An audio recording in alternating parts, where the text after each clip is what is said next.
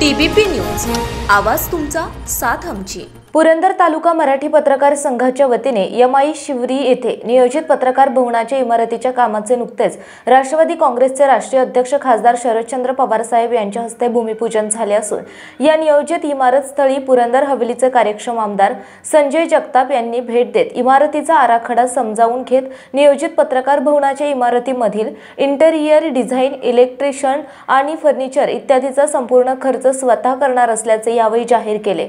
यावेळी जिल्हा परिषदचे माजी सदस्य सुदामप्पा इंगळे, सासवडचे माजी नगरसेवक गणेश जगताप उपस्थित होते। पुरंदर तालुका पत्रकार संघाच्या वतीने पुरंदर हवेलीचे कार्यक्षम आमदार संजय जगताप यांचे आभार मानण्यात आले। आपल्या भागातील